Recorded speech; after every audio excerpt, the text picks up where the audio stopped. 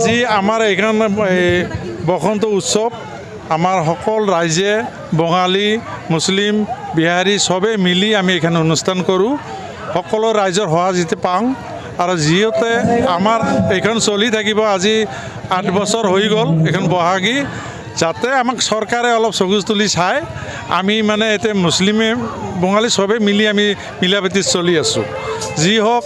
আমাৰ এইখিনি জায়গাত এনেকুৱা জায়গা কোনো আমাৰ শিক্ষা বিদ্যাৰ এনেকুৱা এটা হেৰি নাছিল তো এতিয়া আমাৰ বাতাবৰণ আহিছে আমাৰ যিকোনো খেল ধেমালি আমাৰ ইয়াতে হৈ থাকিব সেইকাৰণে সকলো ৰাইজক মই ধন্যবাদ ৰাখি মোৰ বক্তব্যটো মই শেষ কৰিলোঁ এইটো 8 বছৰ হ'ল 8 বছৰ হ'ল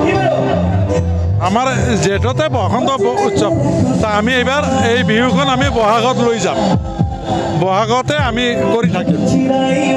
সকলোৱে ৰাইজে মিলি এইটোৰ কাৰণে আমি সকলো ৰাইজৰ পৰা আমি ক্ষমা খুজিছোঁ আৰু আমাক যাতে সহায় কৰে এইটো ৰাইজৰ আগত আমাৰ ধন্যবাদ সকলোৱে বঙালী মুছলিম অসমীয়া বিহাৰী সকলোৱে লগ লাগি আমি এইখন অনুষ্ঠান পাতোঁ ইয়াৰ সকলোৱে মিলি আমি অনুষ্ঠানটো পাতি আছোঁ আজি আমাৰ এইখন অনুষ্ঠান পতা কমেও 8 বছৰ হৈ গ'ল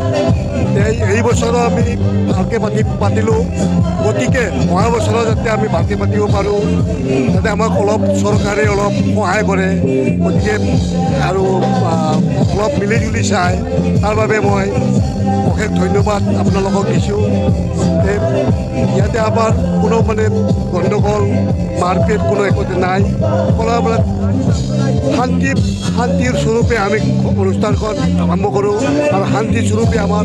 অনুষ্ঠানখন মানে হেৰি হৈ যায় জাতি ধৰ্মৰ লোক হৈ আমি এই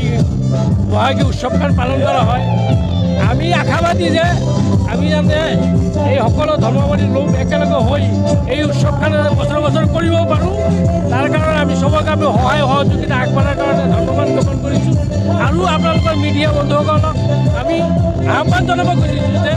আমাৰ প্ৰত্যেক বছৰে আমাৰ এইটো কৰিব পাৰে তাৰ কাৰণে সহায় সহযোগিতা